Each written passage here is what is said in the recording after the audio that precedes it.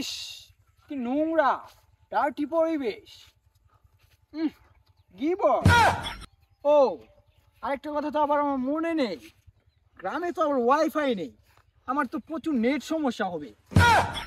গ্রামের রাস্তায় তো একটা গাড়িও নেই, আর কত হাঁটবো। হ্যালো গায়াস, আপনারা এখন দেখতেছেন আমি ধান ক্ষেত, এখন আমি ধান ক্ষেত ঘাস সাফ করবো। আপনারা দেখতে থাকেন আমার ব্লগ। যেন আমি ঘাস সাফ করতেছি। এক্সকিউজ মি, এই ছেলে, তুমি এখানে কি করছো? তালকান্দা কই কি রে? তুমি এই রাইস খেতে কি করছো? আরে তালকান্দা এটা রাইস ক্ষেত না, ধানের ক্ষেত। আর আমি ইন্তি ব্লগ করতেছি। ও, তাহলে তো তোমাদের অনেক কষ্ট হয়। এমবি দিয়ে কি ব্লক করা যায়? নেট সমস্যা হয় না? তালকান্দা কই কি রে? আমরা কতদিন ধরে ওয়াইফাই চলাই, এটা কই তো নিটা আইছে, কোন চরম মতো না আইছে রে?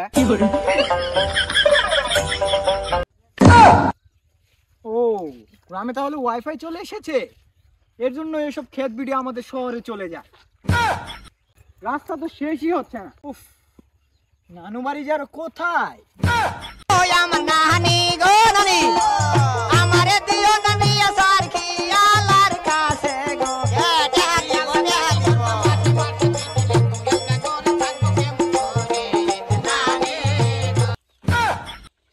হেই নানু, তোমরা এসব কি করতেছো?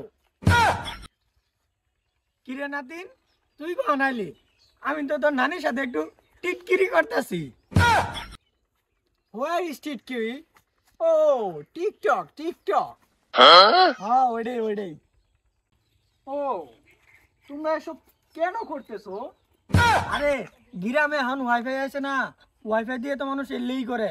তোর নানিরা সবাই লাইক করে আর বলে তোর নানির কোমর দুলানো নাকি খুব মজা। এই নানু, তোমরা এসব ভিডিও বাদ দাও, এসবের কারণে তো শহরে ক্ষেত ভিডিও চলে যায়। আরে দাঁড়া, দেখ তোর নানি কত সুন্দর কোমর নাচে টিটকিরি করে। উফ, কেন যে গ্রামে আসলাম, এসব জিনিস আর ভাল লাগতেছে না।